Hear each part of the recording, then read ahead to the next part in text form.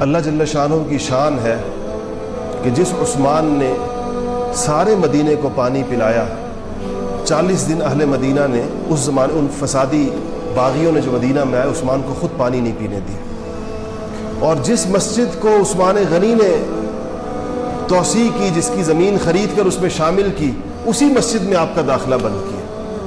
40 دن آپ کو نماز نہیں پڑھنے دی مسجد نبوی کے اندر، امامت نہیں کرانے دی۔ غزوہ تبوک کے موقع پہ پھر رسول اللہ صلی اللہ علیہ وسلم نے اعلان کیا، جو سب سے مشکل غزوہ مالی اعتبار سے مسلمانوں پر آیا وہ غزوہ تبوک۔ اس کو جیش العسرہ کہتے ہیں، عسرت عربی میں کہتے ہیں تنگی کو، مالی پریشانی کو، اس کو جیش العسرہ کہتے ہیں کہ یہ ایسے وقت کے اندر آئی تھی جب مسلمان مالی اعتبار سے انتہائی پریشان حال تھے۔ قحط کا سما تھا، قحط گزرا تھا بہت سخت قسم کا، اور بالکل مسلمان مفلوج الحال ہو گئے تھے، اور یہ بہت بڑی جنگ تھی، بہت بڑا لشکر تھا جو اس کے اندر تیار ہوا۔ رسول اللہ صلی اللہ علیہ وسلم نے سارے صحابہ کو مسجد نبوی کے اندر جمع کیا اور کھڑے ہو کر خود بیان فرمایا اور زوردار ترغیب دی اس بات کی کہ کون ہے جو اس لشکر کے لیے سامان مہیا کرے گا۔ صحابہ کے پاس کچھ بھی نہیں، صرف افراد ہیں، نہ ان کے پاس جانور ہیں، نہ ان کے پاس لڑنے کا سامان ہے، نہ ان کے پاس کوئی اور چیز۔ آپ نے اس موقع پہ پھر آپ نے جنت کی بشارت دی کہ جو اس لشکر کو آج تیار کرے گا، جو اس کے سامان کو پورا کرے گا، رسول اللہ صلی اللہ علیہ وسلم نے اس کو جنت کی بشارت دی۔ تو آپ نے فرمایا کہ کون تیار ہے؟ تو عثمان غنی رضی اللہ تعالیٰ عنہ کھڑے ہوئے اور کہا کہ یا رسول اللہ 300 اونٹ سامان سمیت۔ آپ نے پھر دوبارہ دوسری طرف دیکھا اور فرمایا کہ اور کون تیار ہے؟ عثمان غنی اس دوسری طرف آئے، کہا یا رسول اللہ 300 اونٹ سامان سمیت۔ آپ نے پھر صحابہ کی طرف دیکھا کہ اور کون تیار ہے؟ عثمان غنی تیسری بار کھڑے، یا رسول اللہ 300 اونٹ سامان سمیت۔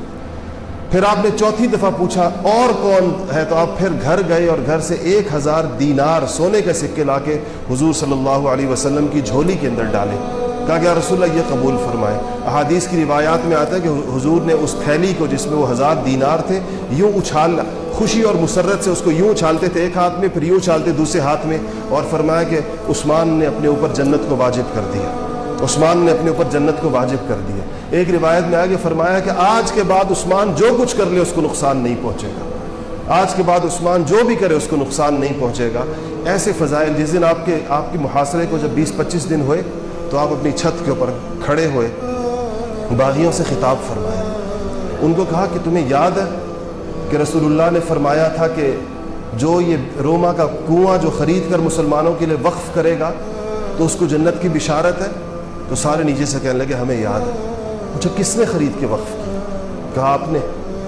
کہا تمہیں یاد ہے کہ رسول اللہ نے فرمایا تھا کہ جو مسجد نبوی کی توسیع کے لیے زمین کا ٹکڑا خرید کر اس کے اندر شامل کرے گا اس کے لیے جنت واجب ہے؟ کہا ہاں یاد ہے۔ کہا کس نے خریدا؟ کہا آپ نے خریدا۔ کہا کہ تمہیں یاد ہے کہ جیش العسرہ پہ رسول اللہ نے فرمایا کہ جو اس لشکر کو تیار کرے گا اور جو اس کے اندر پیسے لگائے گا اس کے لیے جنت کی بشارت ہے، اور مجھے جب میں نے یہ پورا کیا تو آپ نے فرمایا کہ آج کے بعد عثمان پر کوئی دوش نہیں۔ تو کہا ہمیں یاد ہے۔ تو کہا کہ کس نے کیا؟ کہا وہ آپ نے کیا۔ تو کہا کہ اللہ کے بندو تمہیں یہ بات یاد ہے کہ حضور صلی اللہ علیہ وسلم نے فرمایا کہ 3 وجوہات کے علاوہ مسلمان کی جان لینی جائز نہیں ہے۔ ایک یہ کہ وہ شادی شدہ ہو کر زنا کرے تو اس کے اوپر حد جاری ہوتی ہے، یعنی رجم ہوتا ہے اس کا۔ میں نے تو زمانے جاہلیت میں بھی زنا نہیں کیا، میں تو جب مسلمان نہیں تھا تب بھی میں نے کبھی زنا نہیں کیا۔ اور رسول اللہ صلی اللہ علیہ وسلم نے فرمایا کہ اس آدمی مسلمان کی جان لی جائے گی جو مسلمان ہونے کے بعد دوبارہ کافر ہو جائے، یعنی مرتد کی سزا موت ہے۔ تو میں تو کلمہ پڑھتا ہوں لا الہ الا اللہ محمد الرسول اللہ، میں تو مرتد نہیں ہوا۔ اور تیسرا، اس آدمی کی جان لی جائے گی جو کسی دوسرے مسلمان کو، کسی انسان کو قتل کرے گا تو قصاص کے اندر اس کی جان لی جائے گی۔ میرے ہاتھ تو لوگوں کے خون سے پاک ہے، میں نے آج تک کبھی کسی کا قتل نہیں کیا، تم لوگ کیوں میری جان کے در پہ؟ کہتے ہیں کہ ایسا یہ خطبہ تھا اور ایسا کھڑے ہو کر اس عمر کے اندر 82 سال آپ کی عمر تھی، لیکن نیچے مکان کے نیچے کھڑے جو بدبخت تھے، جو باغی تھے، اس کے باوجود ان کا دل نہیں پسیجا، اس کے باوجود ان کا دل نرم نہیں ہوا اس بارے میں۔ اور جس طریقے کے ساتھ، جس مظلومانہ طریقے کے ساتھ پھر آپ کی شہادت ہوئی۔ اما عائشہ رضی اللہ تعالی عنہ فرماتی ہیں کہ ایک دفعہ حضور صلی اللہ علیہ وسلم نے مجھ سے کہا کہ کسی کو بلاؤ، تو میں سمجھی جب آپ اس طرح فرماتے ہیں کسی کو بلاؤ تو عموماً آپ کی مراد میرے ابا ابو بکر صدیق رضی اللہ تعالیٰ عنہ ہوتے ہیں. تو میں نے پوچھا کہ ابو بکر کو بلاؤں کا نہیں, ابو بکر کو نہیں بلاؤں. تو میں نے کہا کہ پھر عمر کو بلاؤں کا نہیں, عمر کو بھی نہیں. تو میں نے کہا عثمان کو بلاؤں, کہا عثمان کو بلاؤں. تو کہا جو عثمان کو میں نے بندہ بھیجا, عثمان تشریف لائے تو میں پردے میں ہو گئی. ایک ہی حجرہ تھا, اس کا ایک حصہ میں پردہ لٹکا ہوتا تھا. جب امہات المؤمنین کسی کے آنے پہ پردہ فرماتی تھیں تو اسی پردے کی دوسری طرف چلی جایا کرتی تھی. تو اماں فرماتی ہیں کہ میں نے کبھی حضور نے کسی کو بلا کر کوئی بات کہنی چاہی تو میں نے کبھی کان نہیں لگائے. یہ پہلا موقع تھا کہ مجھے تجسس ہوا کہ آخر وہ کون سی بات ہے کہ جو نہ میرے ابا ابو بکر سے کی ہے, نہ عمر سے کی ہے, عثمان سے کرنا چاہتے ہیں. تو مجھے تجسس ہوا تو میں نے ذرا کان لگایا پردے سے, کیا فرماتے ہیں. تو کہتے ہیں حضور نے فرمایا کہ عثمان, باغی ایک وقت آئے گا کہ تجھے جو کرتا اللہ جل شانہ یا جو جبہ اللہ جل شانہ پہنائیں گے, کچھ باغی اس کو تجھ سے زبردستی اتارنا چاہیں گے, زبردستی تمہیں اس منصب سے معزول کرنا چاہیں گے گویا, مگر تم ان کی بات نہ ماننا, یہاں تک کہ مجھ سے آ ملنا, میرے پاس آ جاؤ. تو اور پھر فرمایا کہ عثمان, باغی تمہیں میرے پاس دفن بھی نہیں ہونے دیں گے. جب یہ فرمایا کہ دفن نہیں ہونے دیں گے تو عثمان غنی رو پڑے اس بات ہے کہ یا رسول اللہ آپ کا قرب مجھے نصیب نہیں ہوگا. تو آپ نے فرمایا نہیں, تمہیں دفن نہیں ہونے دیں گے. تو جب وہ رو پڑے تو حضور نے فرمایا لیکن دیکھو عثمان, تمہاری قبر اور میری قبر کے درمیان جتنی زمین ہوگی اس میں جو بھی دفن ہو جائے گا اللہ تعالیٰ اس کی مغفرت فرما دیں گے.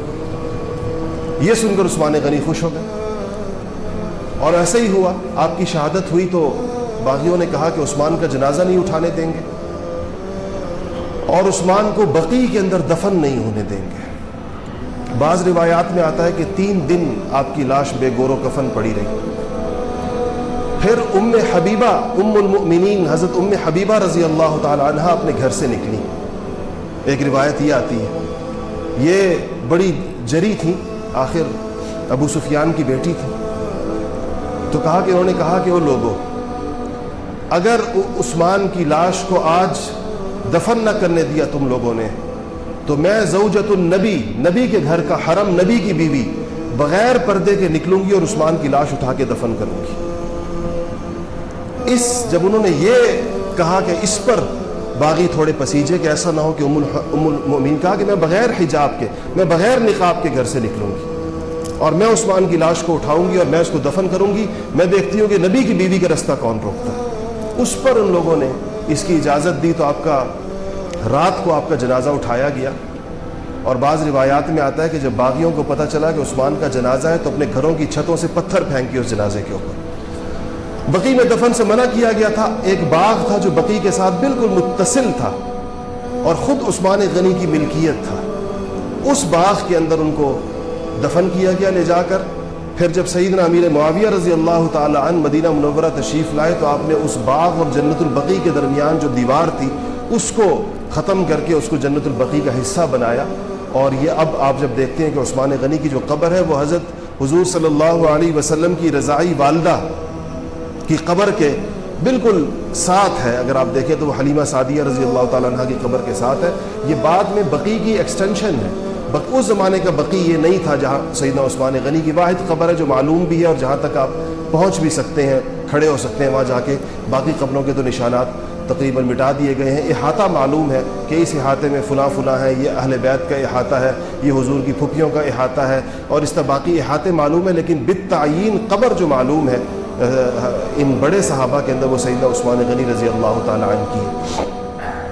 آپ نے حضور صلی اللہ علیہ وسلم کی 2 صاحبزادیاں حضرت رقیہ اور ام کلثوم, ان دونوں کے نکاح ابو لہب کے بیٹوں سے ہوئے تھے. رقیہ کا نکاح عتبہ بن ابو لہب سے ہوا تھا اور ام کلثوم کا نکاح عتیبہ ابن ابو لہب سے ہوا تھا. عتبہ اور عتیبہ یہ 2 بیٹے تھے ابو لہب کے. تو جب تبت یدا ابی لہب و تب نازل ہوئی قرآن کی آیت جس میں ابو لہب اور اس کی بیوی جمیل دونوں کے اوپر اللہ جل شانہ نے اپنے غضب اور غصے کا اظہار کیا تو ابو لہب نے حضور صلی اللہ علیہ وسلم کی ان دونوں صاحبزادیوں کو اپنے بیٹوں سے کہہ کے طلاق دلوائی اور بڑی اہانت کا معاملہ کیا. تو حضرت رقیہ رضی اللہ تعالی عنہ جو عتبہ کی بیوی تھی، جب ان کو طلاق ہوئی تو اس پر حضرت عثمان رضی اللہ تعالی عنہ نے نکاح کا پیغام بھیجا اور حضور صلی اللہ علیہ وسلم نے حضرت رقیہ کے ساتھ ان کا نکاح کیا. روایات میں آتے ہیں کہ ایک دفعہ حضور صلی اللہ علیہ وسلم گھر میں داخل ہوئے رقیہ کے، تو وہ حضرت عثمان کا سر دھو رہی تھی. تو آپ کا لقب جو ہے وہ یعنی کنیت جو ہے وہ ابو عبداللہ تھی، اور عرب کا رواج تھا جب کسی کا نام احترام سے لیا جاتا تھا تو کنیت سے لیا جاتا ہے. تو حضور نے فرمایا کہ اے رقیہ، ابو عبداللہ کی خوب خدمت کرو کہ یہ مجھ سے سب سے قریب اخلاق کے اندر اگر ہے تو وہ یہ شخص ہے، اخلاق میں مجھ سے قریب ترین آدمی. جب بدر کے موقع پر صحابہ نکل رہے تھے تو حضرت رقیہ بڑی بیمار تھی، اور حضور صلی اللہ علیہ وسلم نے حضرت عثمان سے فرمایا کہ تم بدر پہ نہ جاؤ اور تمہیں ثواب ملے گا، اس میں اگر مارکا ہوا تو تمہیں ثواب ملے گا جیسے جانے والوں کو ملے گا. تم رقیہ کی رضی اللہ تعالی عنہ کی خدمت کے لیے چھوڑ کر گئے. جب بدر میں مسلمان کامیاب ہوئے تو حضور صلی اللہ علیہ وسلم نے حضرت زید رضی اللہ تعالی عنہ کو بھیجا آگے کے جا کر مدینہ والوں کو خوشخبری دو کہ بدر میں ہمیں کامیابی ہوئی ہے. زید فرماتے ہیں کہ جب میں مدینہ میں داخل ہوا بشارت لے کر تو میں نے دیکھا کہ عثمان غنی اور اسامہ ابن زید حضرت رقیہ کی قبر کے اوپر مٹی ڈال کر واپس آ رہے تھے. بڑے مغموم تھے اور کہا کرتے تھے کہ مجھے رسول اللہ صلی اللہ علیہ وسلم نے فرمایا کہ قیامت کے دن، ایک دفعہ کسی نے کہا کہ آپ بڑے مغموم ہیں حضرت رقیہ کی وفات پر، تو فرمایا کہ میں نے رسول اللہ صلی اللہ علیہ وسلم کو کہتے ہوئے سنا ہے کہ آپ نے فرمایا کہ قیامت کے دن ساری قرابتیں ختم ہو جائیں گی، ساری رشتہ داریاں ختم ہو جائیں گی، صرف میری رشتہ داری قائم رہے گی، جس کا مجھ سے رشتہ ہے، قرابت ہے، وہ قائم رہے گا. تو کہا مجھے یہ آتا ہے کہ میں حضور کے خاندان کی قرابت سے نکل گیا، رقیہ کا انتقال ہو گیا. تو آپ صلی اللہ علیہ وسلم نے ام کلثوم کا نکاح ان کے ساتھ کیا. ایک بزرگ ہیں، انہوں نے، یہ بیہقی کی روایت ہے کہ انہوں نے فرمایا کہ عبداللہ الجعفی کہتے ہیں کہ میں نے اپنے ماموں حسین الجعفی سے سنا کہ انہوں نے مجھ سے پوچھا کہ بھانجے تمہیں پتہ ہے کہ عثمان غنی کو ذو النورین کیوں کہتے ہیں؟ تو میں نے کہا نہیں، مجھے نہیں پتہ، میں چاہتا تھا وہ مجھے بتائیں. کہنے لگے کہ آدم علیہ السلام سے لے کر صبح قیامت تک اللہ تعالیٰ نے کسی شخص کو نبی کی 2 بیٹیوں کا شوہر نہیں بنایا سوائے عثمان غنی کے. یہ دنیا کے واحد شخص ہیں کہ جن کو اللہ جل شانہ نے کسی نبی کی 2 بیٹیاں ان کے حرم کے اندر دی. ام کلثوم سے نکاح ہوا اور اللہ جل شانہ کی یہ شان ہے کہ ام کلثوم رضی اللہ تعالی عنہا بھی حضرت عثمان غنی کی حیات کے اندر، رسول اللہ صلی اللہ علیہ وسلم کی حیات میں ان کا بھی انتقال ہوا. حضور صلی اللہ علیہ وسلم نے ام کلثوم کی تدفین کا اور اس کے بعد قبر پہ کھڑے ہو کر سارے مناظر اہل سیرت نے تفصیل سے بیان کیے. تو کہا کہ جب یہ دفن ہوئی، ام کلثوم کی تدفین ہو گئی، تو کچھ دن بعد حضور نے دیکھا کہ سیدنا عثمان غنی انتہائی مغموم سر جھکا کر بیٹھے ہیں. آپ نے پہچان لیا، پتہ چل گیا کہ یہ عثمان غنی ام کلثوم کی وجہ سے خفا ہے.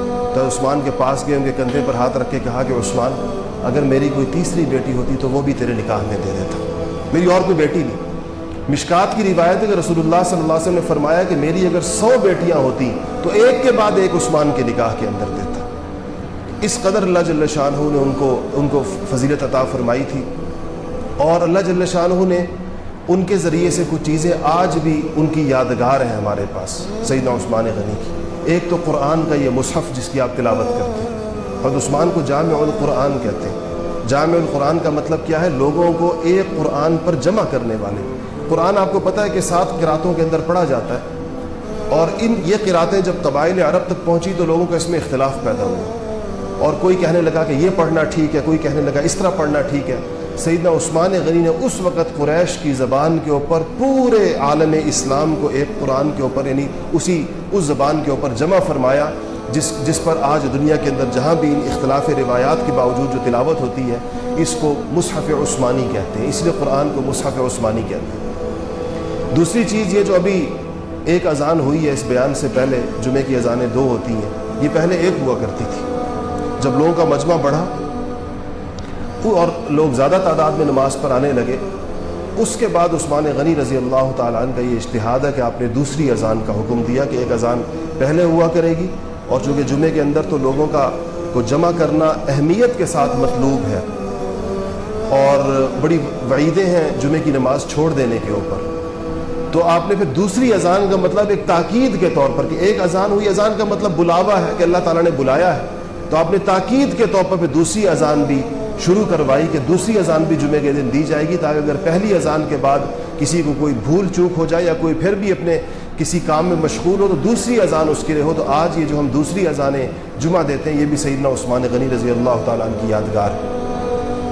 حضرت عمر اور حضرت ابوبکر رضی اور حضور صلی اللہ علیہ وسلم کے زمانے کے اندر یہ جو دیت کے اندر جب کسی سے خطأً کوئی قتل ہو جائے، غلطی سے قتل ہو جائے، تو اس کا جو معاوضہ دیا جاتا ہے اس کو دیت کہا جاتا ہے شریعت کے اندر۔ تو دیت اونٹوں کی ہوا کرتی تھی، 100 اونٹ دیت تھے۔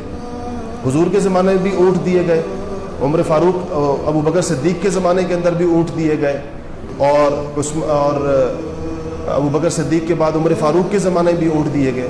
سیدنا عثمان غنی کے زمانے میں پہلی دفعہ اونٹ کے ساتھ ساتھ اس کی جو قیمت ہے اس کو بھی دیت قرار دیا گیا، اور یعنی اختیار دیا گیا کہ چاہے تو کوئی بندہ اونٹ دے گا یا اس کی قیمت دے گا۔ آج بھی ہمارے ہاں جتنی بھی جہاں پر بھی اسلام کے قوانین نافذ ہیں، خود ہمارے ہاں بھی دیت کا قانون موجود ہے پاکستان کے اندر، تو وہاں پر جو اس کی عوض میں جو قیمت دی جاتی ہے اونٹوں کی بجائے، یہ سیدنا عثمان غنی رضی اللہ تعالیٰ عنہ کے دور سے اس کی ابتدا ہوئی ہے، اور یہ آپ کا ایک اجتہاد تھا کہ آپ نے یہ سہولت پیدا کی، کیونکہ ظاہر بات ہے بہت سے علاقے ایسے ہیں جہاں پر اونٹ نہیں ہوں گے، اور بہت سی جگہ ایسی ہیں جہاں پر اونٹ کی اس طرح ضرورت باقی نہیں رہے گی جس طرح کہ عرب معاشرے کے اندر اونٹ کی ضرورت تھی، اور ایسا دور آنا تھا۔ آج یقیناً اگر آپ کسی آدمی سے پوچھیں کہ اس کو اونٹ چاہیے 100 یا اس کی قیمت چاہیے، تو لازمی بات ہے کہ وہ اسی قیمت چاہے گا، اگرچہ اس دور کے اندر جو اسلام کا ابتدائی زمانہ تھا اس کے اندر چونکہ کیش کا اور رقم کا اتنا زیادہ چلن نہیں تھا، اور اونٹ جو ہے وہ معاشرے کی بڑی قیمتی اور ضروری ترین چیز اس عرب معاشرے کے اندر سمجھی جاتی تھی، تو اس لیے اس کی ابتدا جو ہے وہ اونٹ اس کے ذریعے سے ہوئی۔ تو سیدنا عثمان غنی رضی اللہ تعالیٰ عنہ کے بارے میں ان 10 صحابہ میں شمار ہے جن کے بارے میں حضور کے واضح اور صریح الفاظ ہیں۔ فرمایا ابو بکر فی الجنہ وعمر فی الجنہ وعثمان فی الجنہ۔ عبداللہ بن عمر فرماتے ہیں کہ ہم صحابہ یعنی جو چھوٹے صحابہ تھے، ہم جب بھی آپس کے اندر گفتگو کیا کرتے تھے، فضیلت دیا کرتے تھے صحابہ کو ایک دوسرے کے اوپر، کس کی فضیلت زیادہ ہے۔ فضیلت تو ہوتی ہے، اللہ نے انبیاء کے اندر فضائل قائم کیے، تلک الرسل فضلنا بعضهم علی بعض، قرآن نے کہا ہے کہ یہ انبیاء کی جماعت ہے، ہم نے بعض کو بعض پر فضیلت دی ہے کہ بعض سے افضل ہیں۔ ہم رسول اللہ صلی اللہ علیہ وسلم کو سید الانبیاء کہتے ہیں کہ آپ سارے نبیوں سے افضل ہیں، تو اسی طرح صحابہ کے اندر بھی فضیلت کے معیارات ہیں۔ تو رسول اللہ صلی اللہ علیہ وسلم، اور یہ ترتیب وہی ہے جو ترتیب خلافت کی ترتیب ہے۔ رسول اللہ صلی اللہ علیہ وسلم کے بعد کائنات کے افضل ترین انسان سیدنا ابوبکر صدیق رضی اللہ تعالی عنہ ہیں، اور ان کے بعد عمر فاروق رضی اللہ تعالی عنہ ہیں، ان کے بعد عثمان غنی رضی اللہ تعالی عنہ ہیں، اور اس کے بعد علی مرتضیٰ شیر خدا رضی اللہ تعالی عنہ ہیں۔ اس کے بعد یہ 10 مبشرہ ہیں جن 10 کو حضور نے اپنی زندگی کے اندر، طلحہ ہیں، زبیر ہیں، سعد ہیں، سعید ہیں، عبد الرحمن ابن عوف ہیں، ابو عبیدہ ابن جراح ہیں، یہ ہیں۔ اس کے بعد بدری صحابہ ہیں، وہ 313 جو بدر کے اندر شہید ہوئے، یہ بدر میں شریک ہوئے، اور اس کے بعد احد کے صحابہ ہیں جو احد کے اندر شریک ہوئے۔ اس کے بعد پھر یہ پھر السابقون الاولون ہیں جو پہلے ایمان لے کر آئے، اور صحابہ نے جب بھی ایک دوسرے کا ذکر کیا اور تعارف کیا تو اس کے اندر ان چیزوں کا ذکر کیا کرتے، تابعین ذکر کیا کرتے تھے کہ صحابی کا نام لیا تو کہتے ہیں یہ وہ ہے جو جس کو جنت کی بشارت دی گئی، یعنی 10 مبشرہ میں سے۔ بعض اوقات کہا کہ کان بدری، بدری تھے، بدری ہونا بہت بڑا اعزاز سمجھا جاتا کہ بدر میں شریک رہے۔ اللہ جل شانہ ان حضرات کے نقش قدم کے اوپر چلنے کی توفیق نصیب فرمائے۔ اپنے بچوں کو اس تاریخ سے واقف کریں، یہ اسلاف ہیں، یہ سلف صالحین ہیں، اور اپنے بچوں کے نام صحابہ کے ناموں پر رکھا کریں کہ یہ واقعات تازہ ہوتے ہیں ان کے نام لینے سے۔ ہمارے ہاں آخری بات کر کے بات ختم کروں، ہمارے ایک عجیب رواج ہے نام رکھنے میں کہ ہمیں شوق ہوتا ہے ایسے ایک انجانے اور انوکھے قسم کے نام رکھنے کا۔ ہم سے لوگ سارا دن، بچہ پیدا ہوتا ہے تو ہم سے کہتے ہیں جی کوئی نام بتائیں، ایسا نام بتائیں کہ آج تک کسی نے نہ رکھا ہو، پتہ نہیں یہ کیا شوق ہے۔ یہ صحابہ کے نام رکھا کریں، ابو بکر، عمر، عثمان، علی، طلحہ، زبیر، بلال، ان ناموں کے ساتھ ایک پوری تاریخ وابستہ ہے، اور ان کی برکات، نام جب رکھا جاتا ہے تو اس نام کی برکت حاصل ہوتی ہے، اور جس کا آپ یہ نام رکھیں گے جب وہ بڑا ہوگا اس کو اس بات کا شوق ہوگا کہ میرا نام کس کے نام پر رکھا گیا، وہ ان کے فضائل پڑھے گا، ان کے مناقب پڑھے گا، ان کی زندگی پڑھے گا۔ اس طرح کے ناموں کو رکھنا چاہیے، اور اس سے ان حضرات کی زندگیاں بھی تازہ ہوں گی، اور ان کے واقعات اور ایمان افروز واقعات یہ باوجود اتنا طویل زمانہ گزرنے کے ہماری زندگیوں سے نکلنے نہیں پائیں گے۔ اللہ تعالیٰ ان کے نقش قدم پر چلنے کی اور ان ساری باتوں کے اوپر عمل کرنے کی توفیق نصیب فرمائے۔ وآخر دعوانا الحمدللہ رب العالمین۔